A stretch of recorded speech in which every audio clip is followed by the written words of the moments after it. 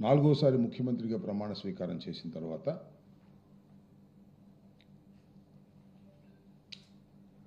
రెండవసారి పోలవరం ప్రాజెక్టు సందర్శనకు వెళ్ళారు. ఆయనే మాట్లాడుతూ ఇవాళ అక్కడ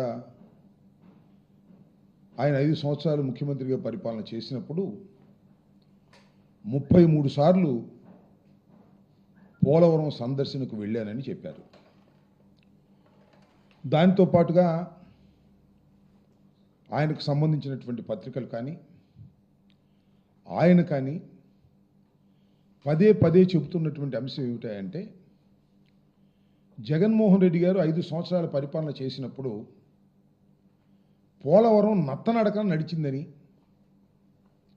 ఇప్పుడు చంద్రబాబు నాయుడు గారు గత 9 మాసాల క్రితం అధికారంలోకి వచ్చిన దగ్గర నుంచి శరవేగంతో పరుగులు తీస్తుందని రాస్తున్నారు, ఆయన చెబుతున్నాడు. అంతేకాదు, రాష్ట్ర విభజన తర్వాత కూడా చంద్రబాబు నాయుడు గారు అధికారంలోకి వచ్చినప్పుడు 2014లో ఆయన మళ్ళా ఓటమి పాలు అయ్యేంత వరకు కూడా పోలవరం పరిగెత్తిందని, శరవేగమని పుంఖాలుగా ఫస్ట్ పేజీలో వార్తలు రాశారు. ఒకానొక సందర్భంలో 2018కి పూర్తి చేసి 2019 ఎన్నికలకు వెళ్తాం, పూర్తి చేయండి అసలు ఎన్నికలకే వెళ్ళాం, చంద్రబాబు నాయుడు గారు అపర భగీరథుడు అని ప్రజల చేత అనిపించుకుని వెళతాం అని గొప్పలు చెప్పారు అప్పుడున్నటువంటి ఇరిగేషన్ శాఖ మంత్రి గారు. సరే, మళ్ళా ఇప్పుడు ఆయనకు అవకాశం వచ్చింది చంద్రబాబు నాయుడు గారికి.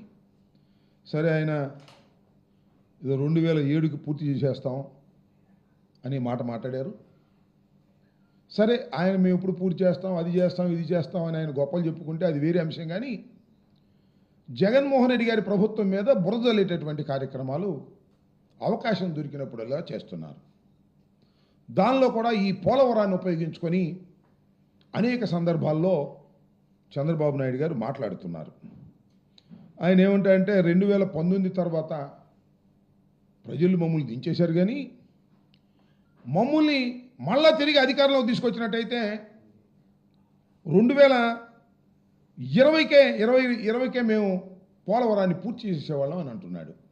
ఇందాకే పోలవరంలో మాట్లాడుతూ 2018కి పూర్తి చేస్తానని చెప్పాడు.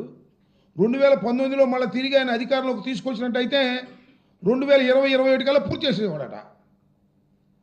ఇప్పుడంతా కూడా జగన్మోహన్ రెడ్డి గారు 5 సంవత్సరాల పరిపాలనలో విధ్వంసం చేసేశారట, పోలవరాన్ని సర్వనాశనం చేసేశారట. అప్పుడప్పుడు అంటున్నాడు కదా, రాష్ట్రంలో కూడా 14 లక్షల కోట్ల రూపాయలు అప్పు చేసి రాష్ట్రాన్ని సర్వనాశనం చేశారు అని. చివరికి లెక్కలు చూస్తేనేమో 6,000 కోట్లు. పచ్చి అబద్ధాలు, పచ్చి అసత్యాలు చెప్పి జగన్మోహన్ రెడ్డి గారి మీద బురదలాలనేటువంటి కార్యక్రమాన్ని చేస్తున్నారు. అదే పద్ధతిని ఇవాళ చంద్రబాబు నాయుడు గారు పోలవరంలో కూడా అదే పద్ధతిని అనుసరిస్తూ ఉన్నారు. చంద్రబాబు నాయుడు గారు 4వసారి ప్రమాణ స్వీకారం చేసిన తర్వాత ఒకసారి వెళ్ళాడు, మళ్ళీ ఇప్పుడు వెళ్ళాడు. పచ్చి అబద్ధాలు చెప్పేటటువంటి కార్యక్రమం చేస్తున్నారు. నేను అనేక సందర్భాల్లో ఇంతకు ముందు కూడా ప్రశ్నించా చంద్రబాబు నాయుడు గారిని, ఇప్పుడు కూడా అదే మళ్ళా ప్రశ్నిస్తా. ఎందుకంటే మళ్ళా చంద్రబాబు నాయుడు గారు అవే మాటలు చెప్తున్నారు కాబట్టి. నేను ఒక్క విషయాన్ని గౌరవనీయులైనటువంటి చంద్రబాబు నాయుడు గారిని, రాష్ట్ర ముఖ్యమంత్రి గారిని, 4వసారి ముఖ్యమంత్రిగా ప్రమాణ స్వీకారం చేసినటువంటి అనుభవశాలి, ది టాలెస్ట్ పర్సనాలిటీ అని చెప్పుకుంటారు, చాలా పెద్ద మనిషి అని చెప్పుకుంటారు. ఆయన్ని నేను ఒక్క ప్రశ్న ఈ సందర్భంగా అడగదలుచుకున్నా. ఆయన ఏమంటారంటే, జగన్మోహన్ రెడ్డి గారంట 5 సంవత్సరాల అధికారంలో ఉన్నప్పుడు పోలవరం నిధులను రాష్ట్ర ప్రభుత్వానికి మరలించారట. ఈ మాట మాట్లాడుతున్నాడు. పెద్ద మనిషి, అబద్ధాల్లో చాలా పెద్ద మనిషి, నిజాల్లో నాకన్నా చిన్న మనిషి. ఎందుకు చెప్తున్నానంటే, పోలవరం ప్రాజెక్టుకు కేటాయించినటువంటి నిధులను జగన్మోహన్ రెడ్డి గారు డైవర్ట్ చేశారు అనేటువంటి మాట మాట్లాడుతున్నారు. అయ్యా చంద్రబాబు నాయుడు గారు, ఈ విషయాన్ని మీరు నిరూపిస్తే నీకు సెల్యూట్ చేస్తా. సెల్యూట్ కాదు, సాష్టాంగ ప్రమాణం చేసి నీకు దండం పెడతా. ఎందుకంటున్నానంటే ఇంత ఘాటుగా అసలు చంద్రబాబు నాయుడు గారు ఈ ప్రాజెక్ట్ ఎందుకు తీసుకున్నాడండి నాకు అర్థం కాలేదు. ఈ ప్రాజెక్ట్ ఎవరు నిర్మించాలి? ప్లీజ్ ఆలోచించండి ఆంధ్ర రాష్ట్ర ప్రజానీకం. ఇది ఆంధ్ర రాష్ట్ర ప్రజల చిరకాల కోరిక. ఒక విధంగా చెప్పాలంటే స్వప్నం. రాజధాని స్వప్నం కాదు, అమరావతి స్వప్నం కాదు, కానీ పోలవరం ప్రాజెక్ట్ అనేది చిరకాల స్వప్నం. ఆ స్వప్నాన్ని ఈయనే తీర్చడానికి వచ్చినట్టుగా మాట్లాడతాడు. ఆయన ముఖ్యమంత్రిగా ఉన్నప్పుడు 10 సంవత్సరాలు 9 సంవత్సరాలు దీని గురించి ఆలోచించరా. రాజశేఖర రెడ్డి గారు వచ్చి ఫౌండేషన్ స్టోన్ వేసి అన్ని పర్మిషన్స్ తీసుకొస్తే ఇవాళ అది నా కలల పంట అని కోసేస్తాడు సొరకాయలు వెళ్ళే. నేను అడుగుతా ఉన్న, రాష్ట్రం విడిపోయింది. విడిపోయినప్పుడు కేంద్ర ప్రభుత్వం ఈ పోలవరం ప్రాజెక్టు మీ కల కాబట్టి హైదరాబాద్ను మీరు కోల్పోయిన పోలవరం ప్రాజెక్టును పూర్తి చేసి మీకు మేము ఇచ్చే బాధ్యత మాది, అనా పైసలతో సహా మాదే ఖర్చు అని చెప్పారే. ఏమండి చంద్రబాబు నాయుడు గారు, మీరు ఎందుకు తీసుకున్నారు? మీరు ఎందుకు కట్టాలనుకున్నారు? రాష్ట్ర ప్రభుత్వానికి ఏమి సంబంధం? కేంద్రం కదా కట్టవలసింది, ప్రతి పైసా కేంద్రమే కదా.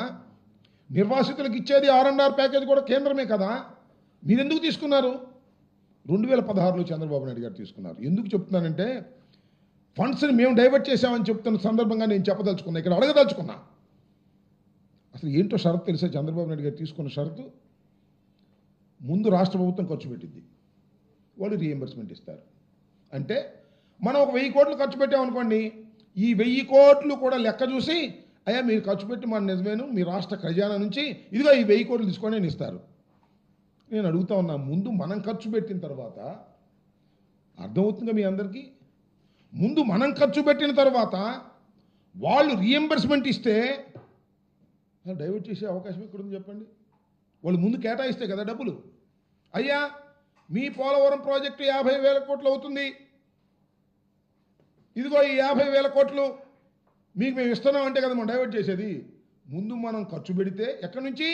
రాష్ట్ర ఖజానా నుంచి ఖర్చు పెడితే ఆ ఖర్చు పెట్టిన డబ్బులు నిజంగా ఖర్చు పెట్టారా లేదా అని Polavaram project authority CWC check చేసి అప్పుడు మనకు డబ్బులు ఇస్తారు. ఎట్టా చంద్రబాబు నాయుడు గారు అసలు ఇట ఆ ఫండ్స్ని డైవర్ట్ చేయడానికి ఎక్కడ అవకాశం ఉంటుంది చెప్పండి? ముందు మనం ఖర్చు పెడితే వాళ్ళు డబ్బులు ఇస్తే అర్థం కావట్లేదా సామాన్యులకి? ఇలాంటి పచ్చి అబద్ధాలు ఇవాళ పోలవరం వెళ్ళి చెబుతున్నాడు చంద్రబాబు నాయుడు గారు. నేను ఆ రోజున అడిగా, ఈ రోజున అడుగుతున్నా, సమాధానం చెప్పేటటువంటి పెద్ద మనిషి కాదు ఆయన. సమాధానం చెప్పకోకుండా తప్పుకుపోయేటటువంటి అతి చిన్న మనిషిగా నేను భావిస్తున్నాను. అదేమిటంటే కేంద్రం నిర్మించవలసింది రాష్ట్రానికి ఏమి సంబంధం? ఒకటి. రెండో పాయింట్, ఇప్పుడండి మీరు కేంద్రం దగ్గర నుంచి ఒప్పించారు, మీరు 14లో అధికారంలోకి వచ్చారు, ప్రమాణం చేశారు, స్వీకారం తీసుకున్నారు, ముఖ్యమంత్రి అయ్యారు. ఎప్పుడు కేంద్ర ప్రభుత్వం అంగీకరించింది రాష్ట్ర ప్రభుత్వం అయ్యా నువ్వే కట్టుకోమని? 2016లో ఒప్పుకుంది. ఎందుకు ఒప్పుకుంది? నువ్వు వెళ్ళి బతినాడితే ఒప్పుకుంది, నువ్వు కాళ్ళ పడితే ఒప్పుకుంది. అయ్యా మేమే కట్టుకుంటాం సార్, డబ్బులు మీరివ్వండి, ముందు మేము డబ్బులు ఖర్చు పెడతాం రాష్ట్ర ప్రభుత్వం, తర్వాత మీరిద్దరు. ఎందుకు ఇవన్నీ? నీ సొంత కాంట్రాక్టుదారులకు దోచి పెడదామని తప్ప ఏమన్నా ఉందా అని అడుగుతా ఉన్నా. సరే తీసుకున్నావు పో. నేను ఇవాళ చెప్పదలుచుకున్నా, చంద్రబాబు నాయుడు గారు పదే పదే అసత్యాలు చెప్తున్నాడు కాబట్టి పోలవరం డ్యామ్ దగ్గరికి వెళ్ళి, ప్రాజెక్ట్ దగ్గరికి వెళ్ళి నేను అడుగుతా ఉన్నా, 2016లో తీసుకున్నప్పుడు